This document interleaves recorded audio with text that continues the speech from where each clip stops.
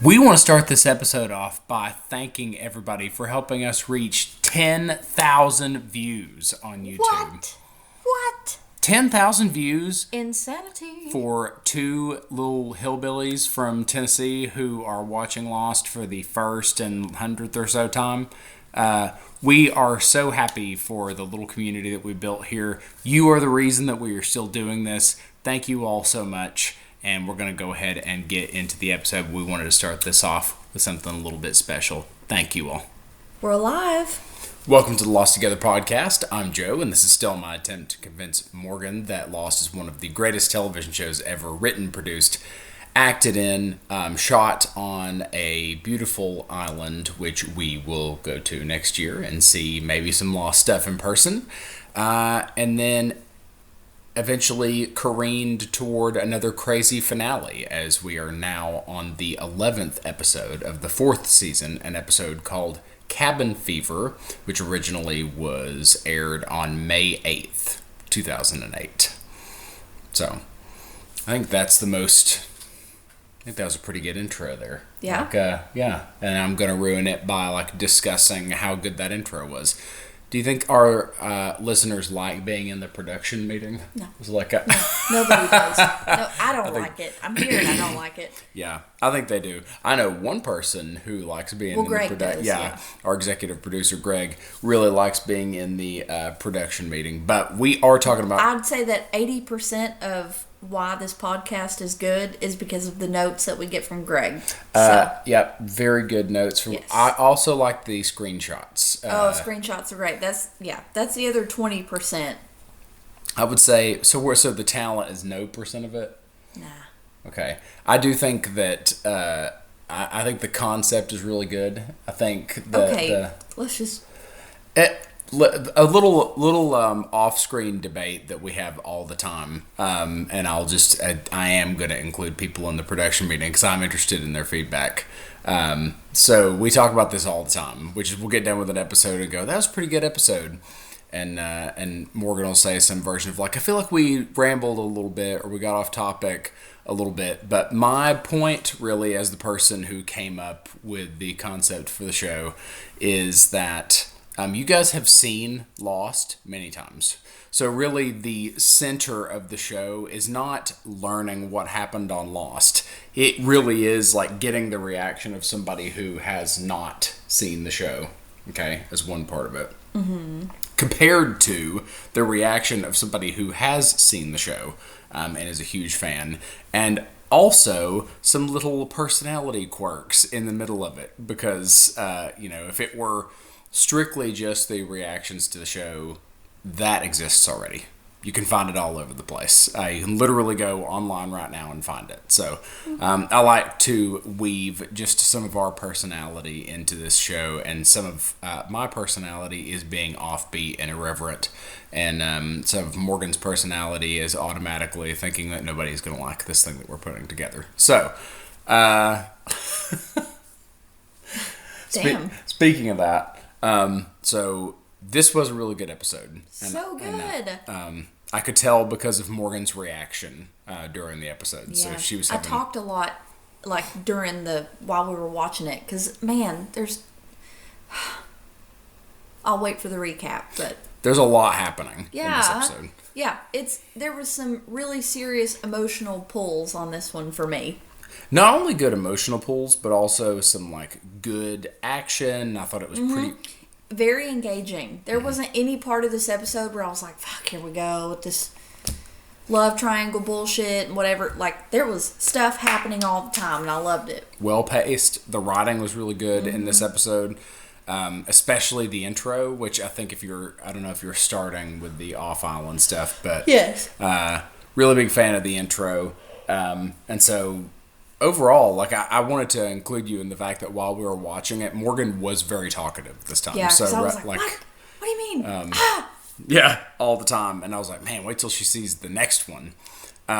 So speaking of the next one, so we're going to get into the recap in a second, but this is an interactive part of the show, which we really do this is specifically to get your feedback. So in the comments section, whether you're watching on YouTube or whether you're part of our lovely Facebook group, or Greg's lovely Facebook group, which he hosts us on Lost, is proving the answer. We are parasites on his lovely Facebook group. So anybody who interacts with the show at all, please leave a comment somewhere, because we are looking to do something a little bit different for the finale for season 4. It's apparently going to be really good. Well, what I'm trying to do is give us practice for the finales of season 5 and season 6. Season 4 finale is really good, okay?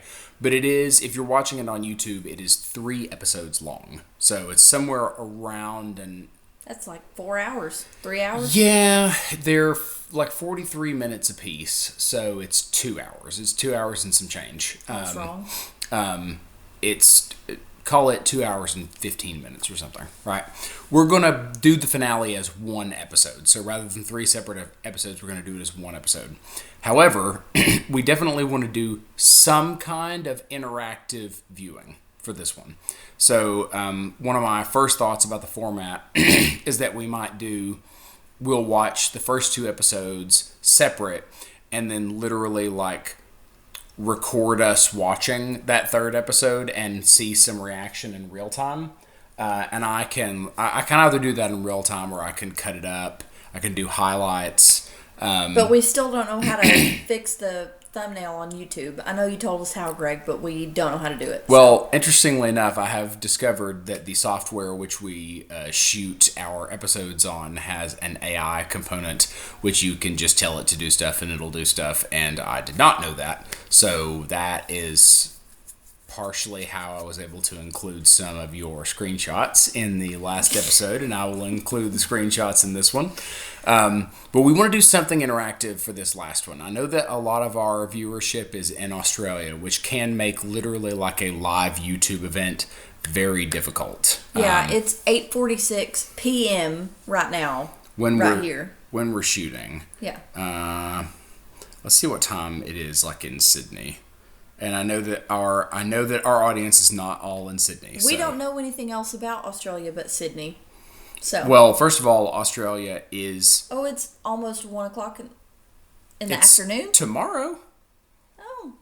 Well, Australia is absolutely massive. So, depending on what part of the continent / country they're on, they could be. We don't know. We don't know what's going on. We're not going to do a live, actual live.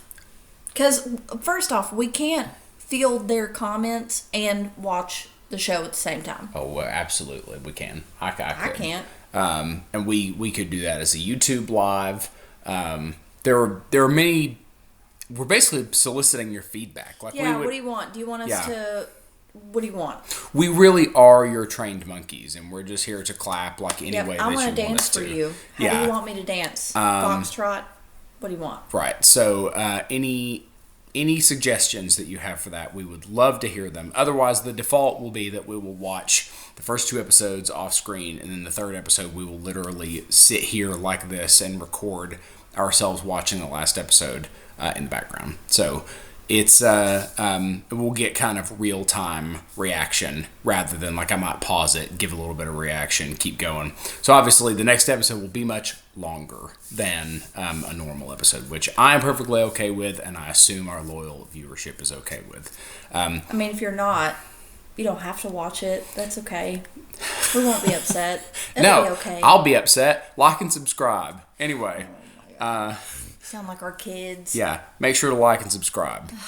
Anyway, thank you very much. We're going to go ahead and get to the recap for Cabin Fever. Keep it in mind as you're listening. We want your feedback. We want to be interactive for this, because we are definitely going to be interactive for the grand finale of the series of Lost, as I am. You know what? I've heard that the ending of this show, I know literally nothing about it. Not a thing. I know no facts. What I do know is that the general consensus of the end of this show was not great. And let me tell y'all, I love to read. I struggle to pick up new books because I'm so afraid that the ending of the book will suck ass and then I've committed all. I don't have much free time. I've committed all this free time to reading this book, and then it's terrible.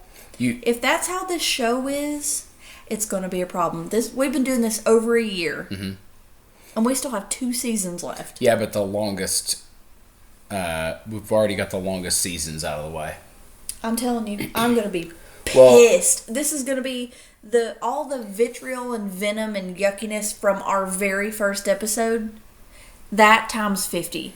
I really don't mean to insult anybody that doesn't like the finale, but bear with me for a second. I think you are too intelligent to think that it's terrible. Okay. So most of the people who don't like the finale. Well, you really thought I was going to catch on at the end of the last season at the airport with Jack and Kate that it was like real time and they were off the island. I had no fucking clue what was going on. So yeah. Our viewers will confirm that when you hear somebody hated the ending, it's one of 2 things. Does it mean there's no resolution?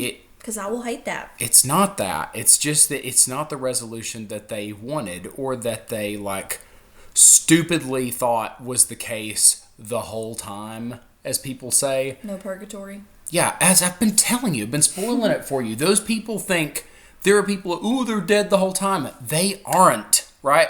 And those people got to the finale and they were not dead the whole time and they were furious about it, all right? That is why people don't like the finale.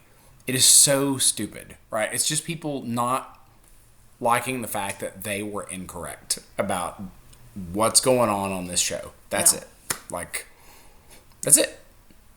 So, Greg and everybody else confirm. If you ever... Any true Lostie loves the end of this series, and, I mean, you are. So, you definitely are. Me? Yes. Oh, okay. Yeah. So, I'm not worried about that at all. That's not something I'm even remotely concerned with. This is not like The Sopranos. No, there was some other thing that we watched recently, and you were like, "Oh, it is not recent." First off, but we have both watched it. Breaking Bad. You thought that the end of Breaking Bad was phenomenal and perfect, and I thought it was. Well, I thought it was perfect because it didn't keep Walt alive. Sorry. Well, it's not confirmed that he died. He's dead. You don't know. You don't know that. And that's what sucks. I want to know, is he dead? Is he alive? Give me answers. Yeah. I'm tired of questions. I've spent this whole time having questions. I don't want any more. Morgan wanted the equivalent of where it does the black screen and it's so-and-so was arrested and lived happily charged with drug whatever and money laundering and murder. I'm just going to be mean for a second, right? What that black screen should say is hey, stupid people, this is what happened in this last... That's what I like. I like to know. I've invested. You know, babe, he had stage 5 cancer, right? Not just stage 4. No, he was in remission, wasn't he? It comes back, honey. Oh. Remember? Yeah. It came back. He was nearly dead anyway, which is why, spoiler alert, spoilers, okay, which is why he did what he did, and he was not at all worried about it. He showed back up, and he was like, let me get myself shot up by a machine gun or whatever with all these Nazis and get them killed. And, that'd be wild for somebody who hadn't seen Breaking Bad and see Nazis for the whole run that's of the going to be in our little thing major Breaking Bad spoilers. Yeah, where we discuss major Breaking Bad spoilers. Yeah, we're 15 minutes into this. Let me get into this. Yeah, well, we'll speed through the recap a little bit because there's a lot to discuss about the episode.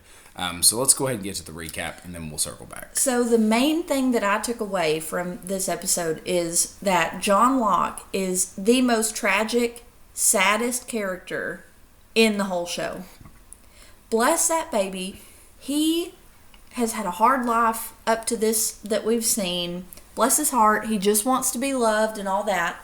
Well, any person that you've ever known and all their yucky, bad, hard parts of them is really just the tapestry, the threads in the woven shitty blanket of all the bad things that have happened to them. And for John Locke, that started literally before he was born. His 15-year-old mom was pregnant in I'm going to say the 50s, because this is early 2000s, right? He looks to be about 50 years old. Yeah. He's at least 50. God forbid you be a woman in the 50s doing what damn men were doing in the 50s too. But women have to pay the physical price in being pregnant, carrying a pregnancy and all that. Men, they could do it and nobody would ever know. But if you get pregnant and you're not married and you're 15 and it's the 50s, that's a problem. Of course, we don't know that she's pregnant. This little 15-year-old is yelling at her mom saying, "Mommy, I love him. I love him." And the mom's like, "He's twice your age. And that's yucky," and whatever. And the girl's like, "I love him." And she runs out and gets hit by a car. So, we already know that John ends up paralyzed. So there's all this horrible bodily harm related to John Locke, and it makes me very sad. So, she has the baby, and John is born mega early. Babies, what is he, 28 weeks or something like that? Mm-hmm. He's very early. And it's the 50s. She has the baby. He's fine. The nurse is like, "This is a miracle baby, and he beat all the odds, whatever. Do you want to hold him?" And the 15-year-old mom is like, "I can't do it." So we know who John Locke's dad is, obviously, because of the events of the show. Mm-hmm. So I was thinking about this a second, because I just looked up how old Terry O'Quinn was when this show was shot. He was born in 1952. Who is that? It's the guy that plays John Locke. Okay. Terry O'Quinn. So he was born in 1952, which means that he was 56 at the time of this episode. But he would have been 52 at the time that Lost was 2004 was when it started shooting, I think. So let's say that he was 52, right? So he's 52 years old. So if he was born in 1952, if John Locke was born in 1952, if his mother was 15 and his dad is twice as old as his mom at 30, then 52 years later, he'd be 82. That guy wasn't 82. No, that guy was in his mid-70s probably. Yeah, so he would have had to... Maybe the mother's just using a turn of phrase to say he's twice as old as you. Maybe he's 22 and she's 15. And that's still too old. Yeah, all right? Between the ages of 15 and 20... 5 years makes a damn difference. Yeah, I mean... That might as well be twice your age. I don't know how it is everywhere else, but if she's 17 and he's 22, it's too much. Bad. It's bad news. In America, it's 18. Right, so that's... 18 and 22 I would feel yucky about. I would feel yucky, but there's nothing you could do about it. There's nothing you can do about it. Well, obviously, there's nothing you can do when she's 15 and he's 30. She could have done something about it, but she didn't do something about it. I think that's the point. Yeah. Well... Anyway, the nurse is like, "This baby is a fucking miracle. Do you want to hold him?" And the 15-year-old mom's like, "I can't do it," runs away. And her bitch mom tries to light up a cigarette in the NICU and goes, "Who do I talk to about adoption?" So, poor John Locke just has never been loved. And then he's in a foster home. But is that lady related to him in some way? The foster mom? Is that like an aunt or something? No. Okay. No, just a foster. Well, she does not love him. And he is just a beautiful, sweet little baby boy. And it makes me so sad because everybody that you've ever known, think of the biggest piece of shit in your whole life. At one time, they were 5. They were 6. They were little babies. And this lady obviously, thinks John sucks. And here comes Eyelashes, old Richard Alpert. Who was also there when he was a baby. Mm. He was there when Juliet went to the island. And maybe it's just because, I know some people don't age the same way as others. Could be that. That man has been 30 for like 40 years. It's crazy. He looks the same. So he walks in and he's like, hey, foster mom, John is gifted and I am from the gifted school and I want to test him to see if he's ready for my gifted school. And the foster mom's like, John, don't you fuck this up to this little bitty baby kid. So she leaves and Richard Alpert, he goes, okay, I'm going to do a test and I want you to tell me which of these things belong to you. And I cannot remember exactly all the shit that he pulls out. He pulls out a compass. He pulls out a comic book. He pulls out a knife. He pulls out all this shit. There's so much stuff. A book of laws. He pulls that out. Yeah. Bless you. Mm-hmm. I thought, John's going to pick the book of laws. And, I mean, it's in the middle. It's the most colorful thing. Like, you, as a viewer, are like, it's going to be that. Like, he's going to pick that.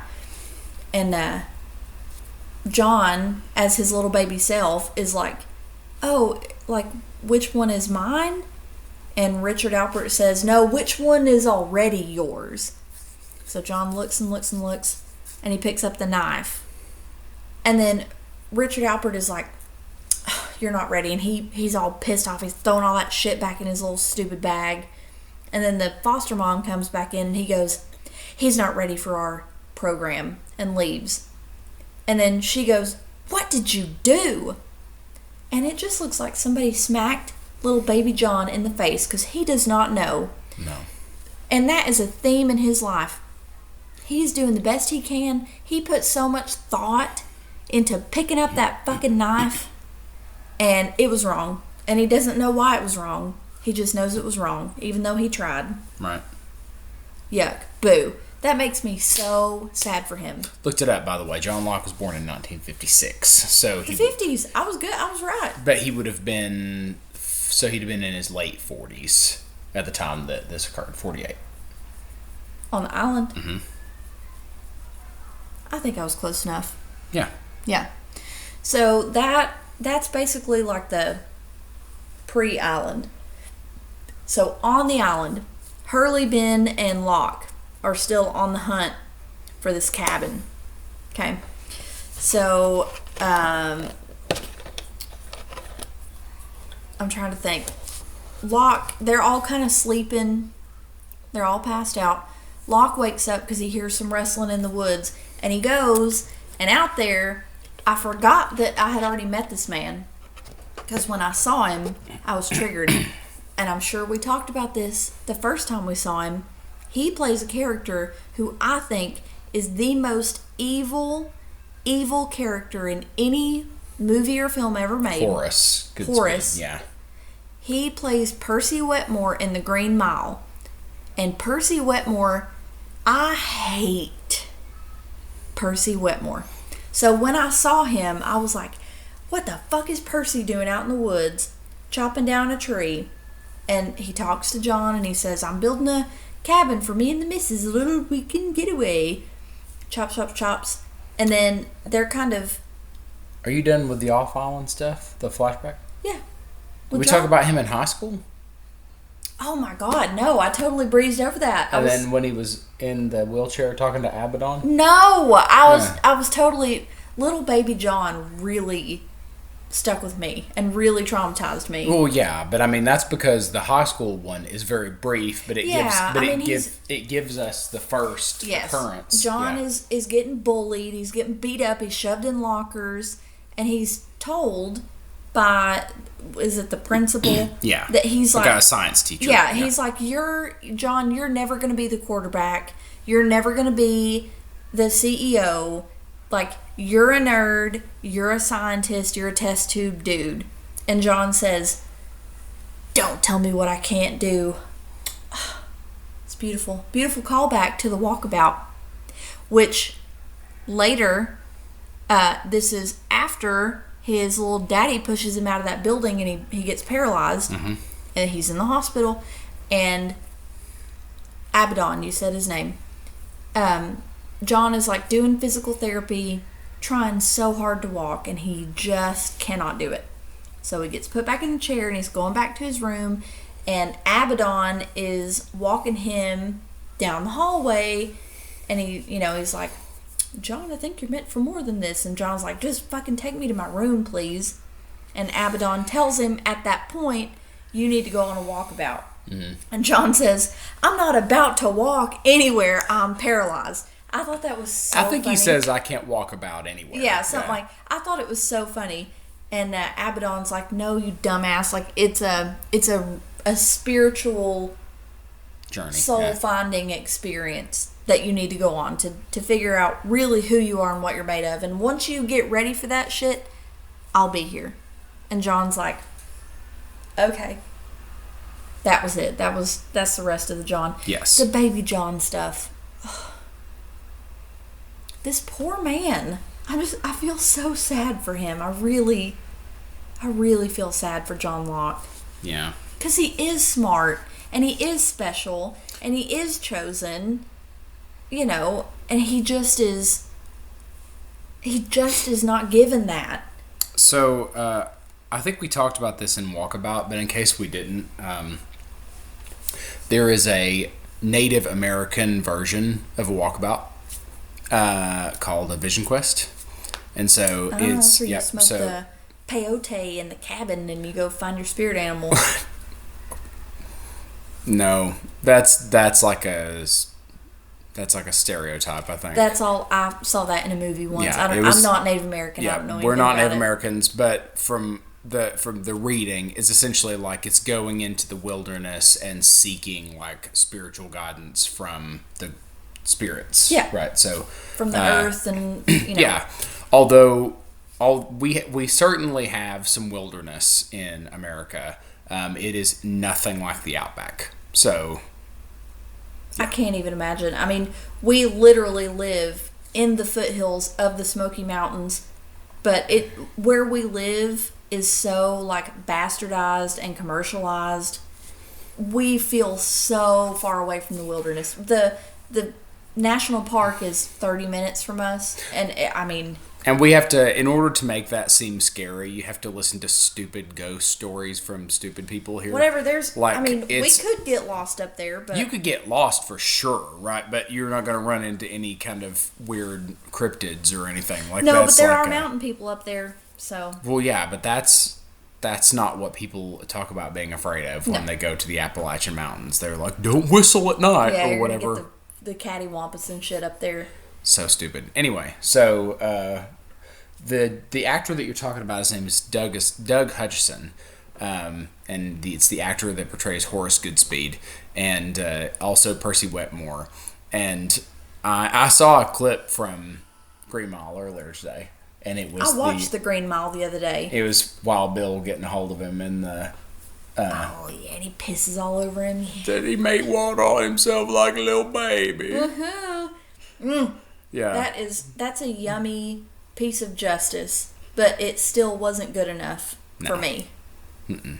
Anyway, so Morgan has strong feelings about... I hate Percy Wetmore. About the actor that plays Horace Wetmore. He did such a good job being Percy Wetmore. I can't help but hate the man. Well, you're going to see more of him, so you're going to need to divorce yourself from that a little bit. So, all right. It's so hard. Anyway, so John is like, what are you doing out here? And of course, I almost said Percy. Horace is out there in his, Dharma outfit, and he's like, we need to come out here sometimes, and I'm building this cabin for me and my wife, and, sometimes we need to get away from the DI, using that old layman's term, So John's like, what the fuck are you talking about? And Horace cuts down the tree, and he pushes it, and it falls, and then they're kind of talking, and then John looks up, and the tree's back up, and then Horace is like, hey, hello, my name's Horace, and I'm building the cabin. So he's stuck in a time loop. He's a ghost in a time loop, and then he he's bleeding out of his nose. He wipes it off, and he goes, you got to find me, John. once you find me, you can find him. And it was all spooky, spectral, whatever. So John goes back and wakes up Hurley and Ben. Ben's already awake. And John's like, oh, I know where we're going. Because before that, Ben gave him this whole like, what are we going to do, John? Where are we going to go, John? John's like, oh. So he comes back and he's like, hey, I know where we're going. We're going to the pit. That old pit that, first off, Ben killed all those Dharma people and shoved them in that mass grave and didn't even have the damn decency to cover them up. And also where he shot John and left him for dead on top of all those dead people. So John climbs in there and he finds a nasty beef jerky looking skeleton. Guess what? It's Horace. Pulls out a map. Bing! Finds the cabin. He goes to the cabin. Guess who the fuck is in there? Oh, before he goes in, Ben is like, I was sick and the island made me well. And then the island made me sick and it made you well. So I don't need to go in there. Because John was like, come with me. Ben was like, I can't go in there. Like, it's your time now. So you go right on ahead. So he does. And Christian is sitting in there, in the dark in the corner. And he's like, hello, John. What's up? Guess who else is in there? Claire. Completely forgot that Christian is Claire's dad, which means that her and Jack are brother and sister, which means that Aaron is Jack's nephew. And I wonder, does he know that? Does he ever know that? Because in the last episode, him and Kate are in a fight. And Jack says about Aaron to Kate, he says, you're not even related to him. Well, Kate's not related to him. Does Jack know that he's related to him? No. Not at this point. Oh, you just gave it away. No, because genuinely, I don't know if he ever finds out. Well, I don't remember. if not, then lame. Why? Well, that would make his insult even more. Yeah, but Jack painful. never finds out that Sawyer had a drink with his dad. Like... Well, yeah, but that's Sawyer, no, he does. He does say that. Sawyer, they have that scene where Sawyer says, I ran into this guy named Christian who said his, yeah, so he does know that. Yeah. Well, he doesn't know it for a fact. No, but well, he does, yeah. Finding out that this guy that you hate had a drink with your dad, your alcoholic dad, in a bar forever ago, and finding out that you had a fucking sister and you're now raising your nephew is totally different. My point is just that that's part of why the show's good, is it doesn't feel the need to resolve literally every single thing that occurs. Like, that's not how life works. Like, this is a show full of people's lives, and everything does not get resolved. Well, it's pretty fucking wild. Yeah. And something I noticed about Claire is when Locke is in there, he's like, Claire? And, I mean, she's not just, like, sitting in a chair. She's, like, draped over a chair. She's got her big Band-Aid on her face, and she's like, don't worry, I'm here with him. Girl, go get your baby. Also, Christian's dead. Are you also dead? Why are you in the cabin? The cabin moves. What the fuck is going on? So, Locke's in there for a long time. He comes out, and Ben is like, do you know, what did he tell you? What do we need to do? And Locke says, well, those little bitches from the boat are on their way here right now. And Jacob says, we need to move the island. Of all the things that I've learned about this island, the fact that it can move is the least surprising. It's like that island in the pirate movie. Pirates of the Caribbean, Tortuga. You can only find it if you've been there. Exactly. Or you know where you're going. Yes. Yeah. Which, I mean, that doesn't say that it's always in the same place. You just have to know where you're going. So, that kind of makes me feel... That gives me a this island vibe. Yep. So, on the boat... The freighter. All kinds of shit is going down. Saeed leaves. He comes up with this plan him and Desmond, to go back to the island to get people and bring them back to the boat. On a boat. A Zodiac boat, which I've never even heard of. It's just a lifeboat. I thought those were called dinghies. Or skippers. No, a dinghy is like the one that you saw that Michael got away in season 2. What is the difference? It's covered and it has like navigation equipment. This is literally like an inflatable boat with a little... Yeah. It's bad news. So on the ocean, Saeed is going to go God knows how far on this cursed 50 miles. 50 miles? That's what it said. They said we're about 50 miles offshore. Oh my God. Yeah. On Nautical miles, yeah. Yeah, well, and he's going on this like cursed trajectory. You got to follow 380 degrees exactly, or what the hell ever. The bearing, yeah. Yeah, bearing, thank you.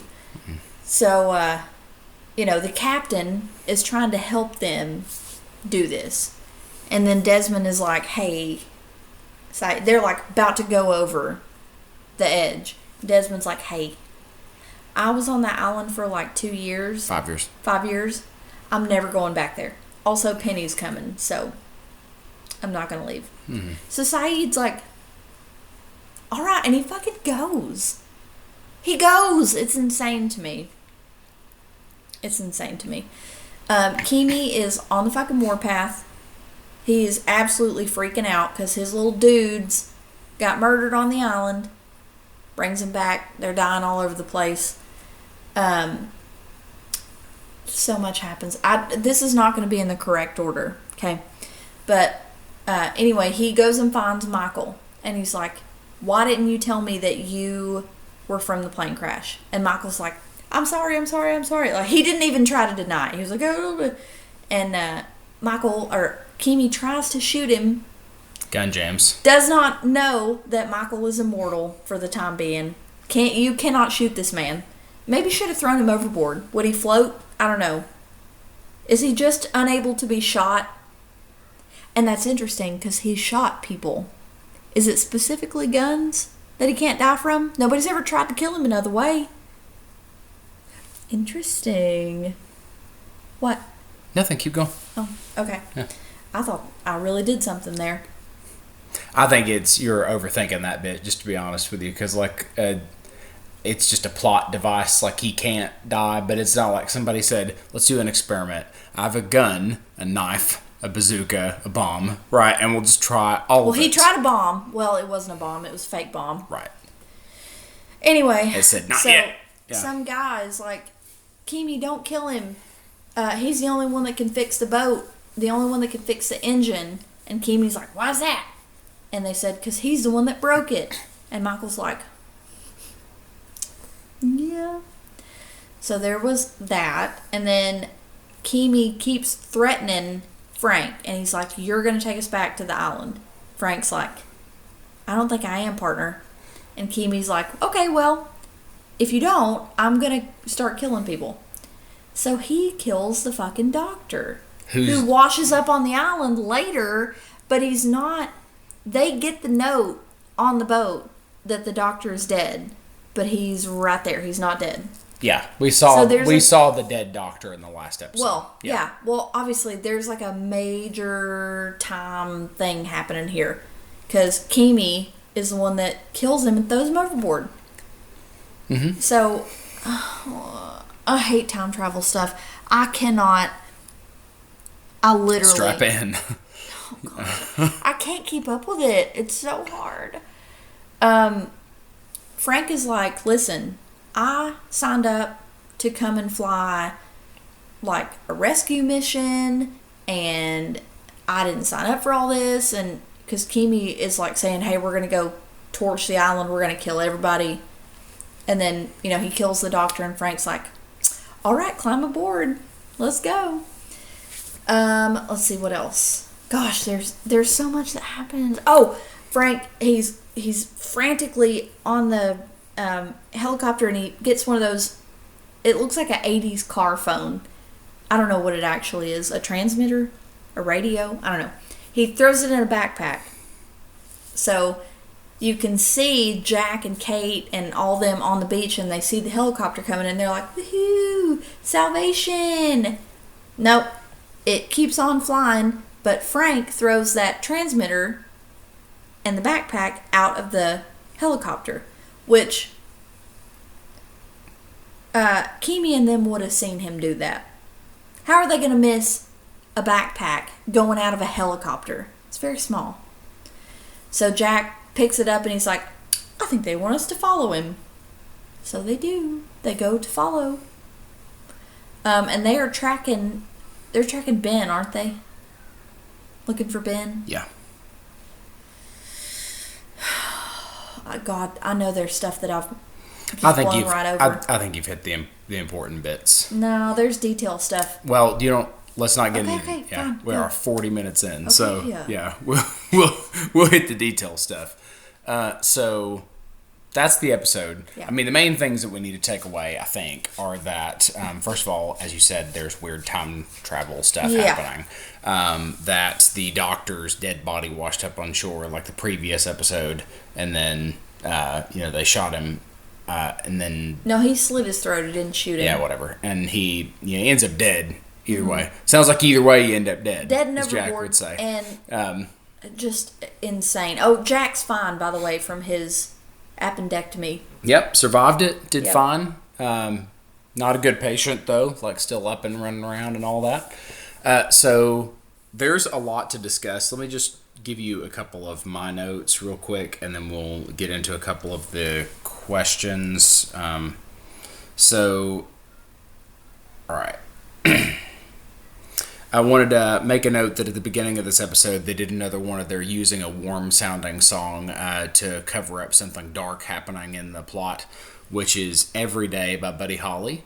You know, every day. Right? His mom gets hit by a car. Well, the main thing is that something horrible is happening, right? Yeah. Like she's being Little exploited. 15-year-old gets hit Yeah. by a car. Well, yeah, but prior to that, like literally in the scene where this is happening, we're talking about like a pregnant Giving teen birth, yeah. being exploited by a con artist or whatever. You know, it's like it's super dark. So the other place where I am very familiar with that song, "Every Day" by Buddy Holly, is that it was the backing track to the opening of one of the most unsettling movies I ever watched, which is We Need to Talk About Kevin. If you guys have never seen We Need to Talk About Kevin, let me give that a hard plug, as it is it's an excellent movie. The acting in it is fantastic, but it's just... It is one of the most disturbing, graphic... Basically like trigger warning for... violence we need to talk about involving Kevin. children. Gross violence involving children. But it's a movie about like what if Manipulation. the theme is like what if one of your kids was a sociopath, right? So like how do you deal with that or whatever? And that's really and how culpable are you for their actions? So Yeah. that it's a very good movie. Tilda Swinton is in it, and Ezra Miller, who is the Flash, and he was in the Perks of Being a Wallflower as well. But he is the titular Kevin from that. I've seen that movie one time. I will never watch it again. It's so disturbing. John C. Reilly's in it too, and he does a pretty good job in it. Yeah, he's the dad. Yeah, he's married to Tilda Swinton. He's Kevin's dad. Very good. So, we see the doctor on the boat, despite seeing his dead body on the island. The gun jams when Kimi shoots Michael, LOL. Continuity error. Horace had a blood nosebleed stain on his lip when he shouldn't have. Yeah, he did. There were because he goes through his little spiel like 3 times, and I'm the one that called that out. He has his little bloody nose and wipes it off, and then he goes back through the thing, originally, and you can just see the stain from the fake blood going down his face. Little issue here.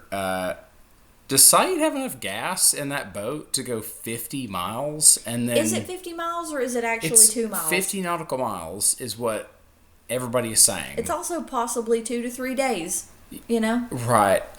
So he, however long it is, does he have enough gas for it? Maybe Saeed is just believing in the island to get him there. Maybe he knows that if the island doesn't want him to get there, he won't get there. Well, I don't know that he's thinking about it that much. I think Saeed's just kind of like acting, But also Saeed is not a mystic. He's No. like he's very practical. Yes, So he's going. There's a thing, and he's going, he'll get there or he won't. I used to go fishing with my grandfather, and we had a pretty small boat, and I don't think we were going anywhere near 50 miles in it for the day. And it was we'd have to gas up after we got off the lake.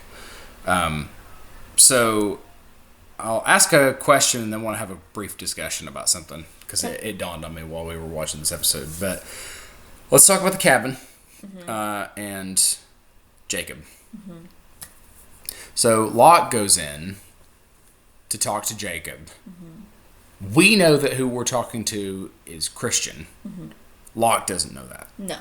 So Locke thinks he's talking to Jacob. Right. But he says, my name is Christian. Yes. So he goes in to talk to Jacob. Is talking to Christian. Mm-hmm. So Jacob is some figure in Ben's life. That's a theory. Yeah, Jacob is somebody from Ben's life. But Christian's not a figure from Locke's life. Well, he sure the fuck is, because Locke is stuck on this island with Christian's son being the leader and his daughter being the mother of the island. So Locke doesn't know. Well, just to pitch this to you as a what if. I mean, Locke had to have back surgery when he fell out of who did his back surgery? Oh, yeah, I forgot he's a spinal surgeon. Yeah. Yeah. Well, he's just a surgeon. Like, he can Jack's a spinal surgeon. There also, does spinal surgery, but also he has done other surgeries in the past. But yeah, it's so just as a what if, but really like what I'm just trying to get you to talk about is like what is going on with this cabin? That is not Christian. The cabin is like a vessel for the spirit of the island, and it just manifests in much the way that spirits do, and in ways that would be recognizable for the people who are perceiving the spirits. Hello, so that's what it is. So Jacob is somebody to Ben, Christian is somebody to Locke. Locke just doesn't know it yet. Have we heard? So Ben doesn't talk about shit. To use our old rating system, I'll give that an 8.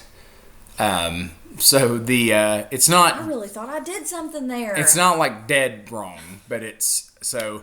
Have we ever heard of any other mysterious box-shaped element on this show? Yes, there's some kind of magical box that does whatever you want out of it, unless So there's that. That's a possibility. Mm-hmm.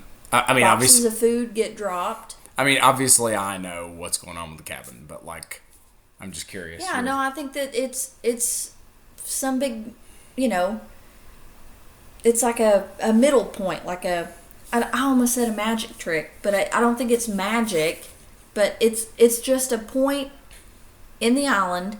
It's like the epicenter of the shit, and the people that come there, that get to be there, are chosen to be there, and so whatever the fuck is going on in there manifests itself in such a way that the people who experience it can relate. What is Claire doing there? I have no idea. I don't know. Yeah. She has been pulled in. It's her dad. Christian. You just said it wasn't her dad. No. Yeah, you said it was. That's not Christian. Well, she thinks that it is.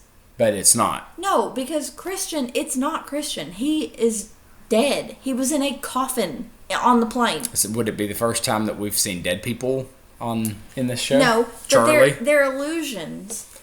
It's not actual physical. Ghosts are not physical. Or real. Well, they're real, but they're not physical. Definitely not. So whatever the main magic on this island, for whatever reason, has manifested as Christian to pull Claire in. Locke's in it now. So just think about other times. We know that Christian's dead. We know that. Yeah, he's way dead. Christian died. Yeah. Charlie also died. He did. Charlie is seen. Yes. This season. Yes. So, same thing? No. Hurley has been visited. And he says that to Jack. He says, because Jack goes and sees him, at the penitentiary, not the penitentiary, Same. institution. Yeah. And Hurley is like, yeah, like me and Charlie sit out there on the porch, and he visits me, and you're gonna get a visit too real soon.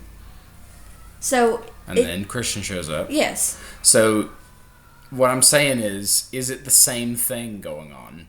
Because it's a dead person. Oh, yes. Sorry, yes. I think it is. Yeah, it's whatever is going on the island is manifesting itself in relatable ways. Okay. So the other thing I wanted to talk about was we had a brief discussion when we were watching this episode, and I wanted to discuss this with the broader viewer/listenership. So when Kimi is trying to get Lapidus to fly them back to the island, and he said, "You're flying me back to the island," and Lapidus says, "I am not doing that." And then he starts killing people, and he says, "I'm going to keep doing it till you fly me to the island." And Kimi's like, "Well, I guess we're flying, right?" And so I looked over at Morgan, and I was like, "Would you have flown him at this point?" Do you remember what you said? No. I thought Frank was going to crash the whole thing. Well, you said no, because there's more people on the island than there are on the boat. He knows that's what you said when I asked, if you were Lapidus, would you fly him to the island? You said no, because there's more people on the island than on the boat. Oh, well, it's that old thing about the train car. That's what we're going to talk about. Well, that's yucky. I don't know why I said... Did I say that? Yeah. Oh, well. So, we're going to talk about the trolley problem real quick. If you guys are not familiar with the trolley problem, the trolley problem is a thought experiment. I think it's Philippa Foot was the person that came up with it. And it is, imagine that you are in a switch station and you're looking down at where a train is going to come down the track. And you notice that there is a person tied to one of the tracks. Okay, so you think, no big deal, I got plenty of time, I'll throw the switch and the train will go down the other track. Very unfortunately, when you look at the other track, there are 3 people tied to that one. So you can, currently the train is actually headed toward the one person. Okay, so do you throw it to go to the 3 people to kill them, or do you just let it keep going? Here's the thing, though, and probably why I said that there's more people on the island. I know those people on the island. I don't know these bitches on the boat. So pretend that the one person tied to the train track is your mom. Your mom's tied to the train track, or 3 strangers. Well, you're save your mom. You're jumping to some point ahead in the analogy, but so let's just do the trolley problem like you don't know any of them, okay? So currently the train is headed toward the one person. You need to throw the switch in order for it to divert. But if you divert, it goes to the 3 people. So do you throw the switch or not? No. Why not? Because it's not my fault that the train was rolling. And people are going to die anyway. That's not... I can't. Well, now you have the knowledge. You have the knowledge that the train is headed toward the one person. I'm not God. I'm not making. No, but call. That is the point of the thought experiment. Is it's meant to illustrate something. So, obviously, we're not dealing with real people here, babe. We wouldn't be casually talking about it on a podcast. So. Well, yeah. I mean, the rational thing is to go like, oh, okay. Well, one person is less than 3 people, and so you pick the one because there will be less effect than 3 deaths. Yeah, so that is utilitarianism, which is... But I don't agree with it. But you do agree with it. No, I don't. You just said you did. I wouldn't do anything. I would cover my face. But that's still utilitarianism. No, it's not. Yes, it is. No, it's not. Babe, I'm not... So the lack of a choice... The lack of a choice is still a choice. You have the information that makes it a choice. Well, that sucks, and I didn't ask for that. So. Well, first of all, critics of the trolley problem would say that moral conundrums like that are immoral because nobody would actually be put in that situation.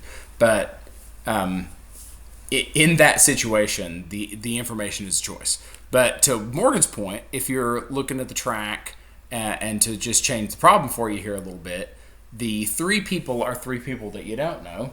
The one person is our daughter. Yeah, somebody you love. Anybody you love. You're throwing the switch, right? It could be just a friend. Not just a kid or a family member or a loved one. Just a friend, somebody you know. Or 3 complete strangers. You're picking your person. But more to the point, right? Something that I thought about while we were discussing this. So Lapidus, we're like, because she super confidently was like, I'm not doing that, right? Because like, what I said was, but the added energy. I'm getting to a point, babe. I promise you. Like my point is that it's easy to say because there aren't real stakes. Like you're watching it from a distance, and you're just saying like, we're watching a TV show. Make that face if you want. I'm right. So I know, you're like, listen, there aren't real stakes here. Okay. There is no braver human being than me on my couch. Exactly. Okay? Like, exactly. I know. That's why I made the face. Like, so shit. Yeah. I don't know what doesn't I matter, would do. right? It doesn't matter because we're watching a TV show or we're doing a philosophical problem with not real people and a not real train or whatever.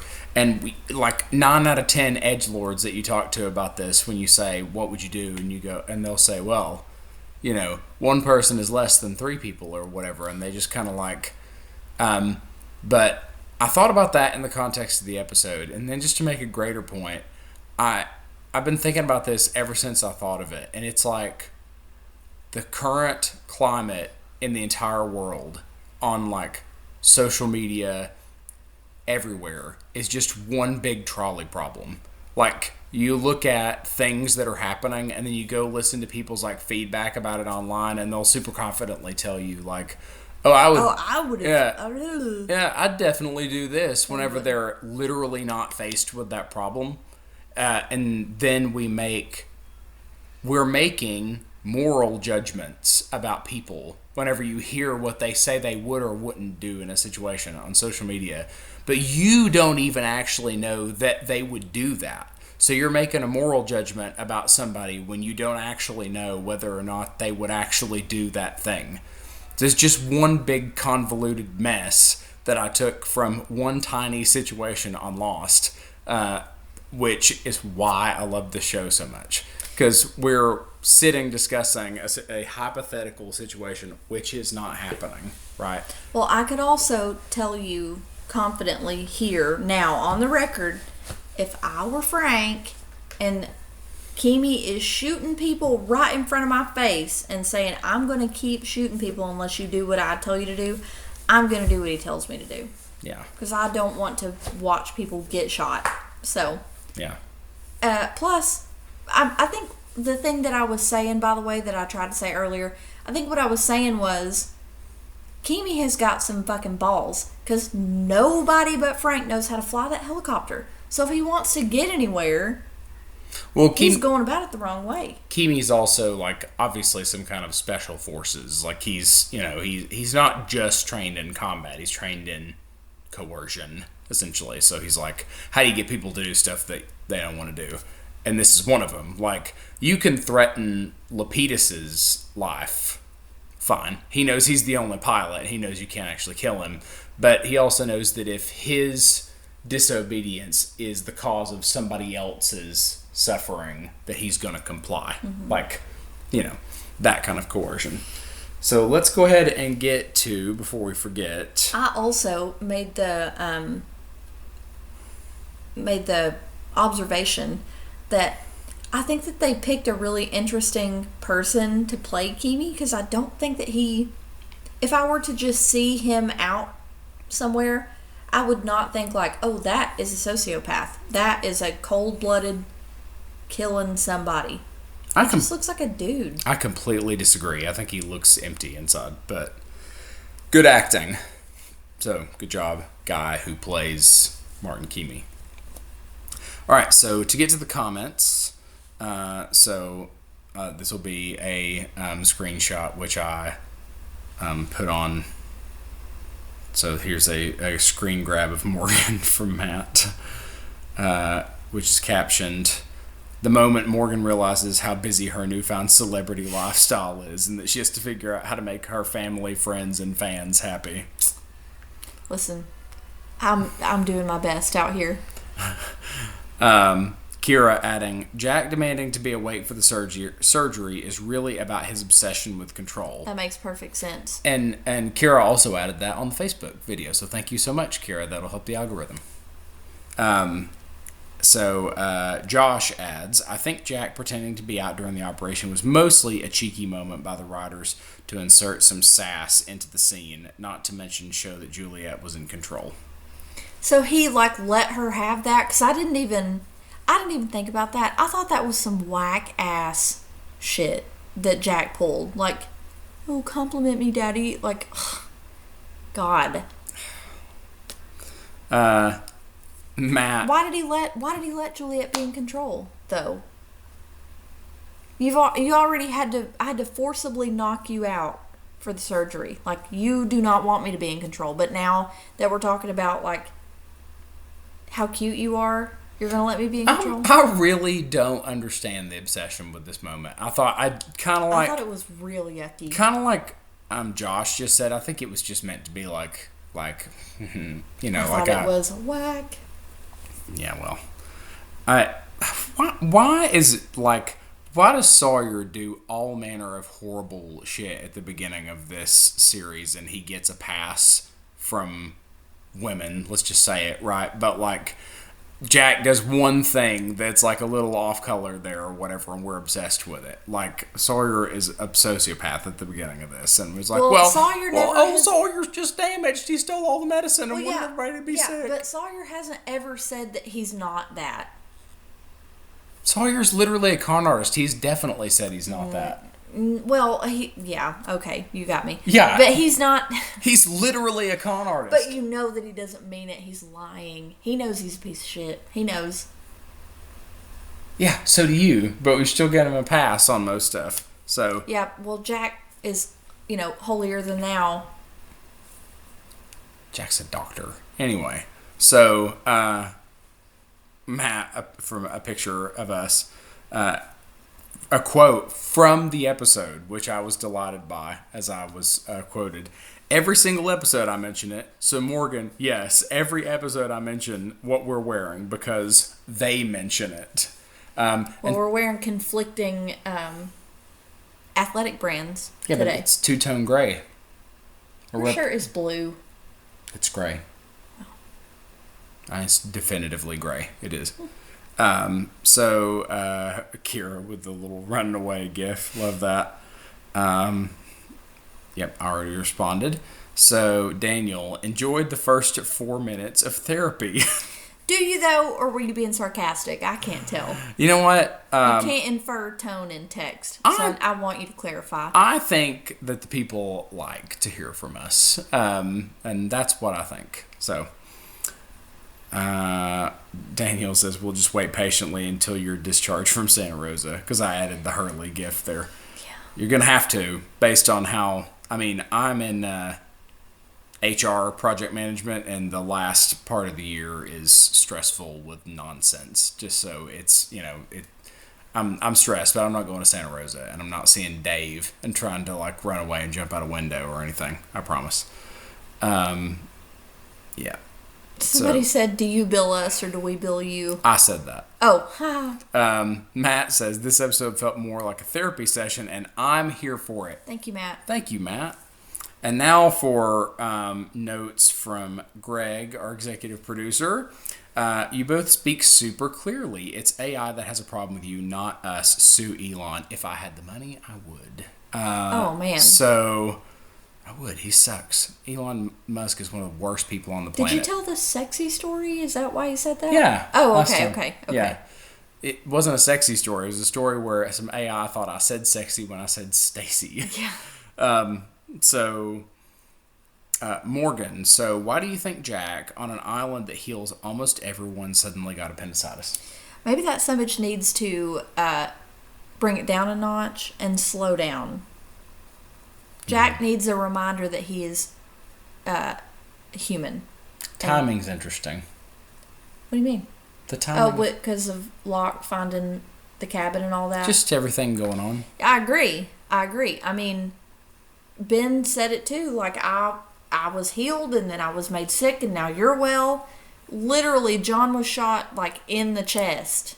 Should have died in that pit with all the rest of those rotten Dharma people, and he didn't. Mm-hmm. So, again, it's a humility check.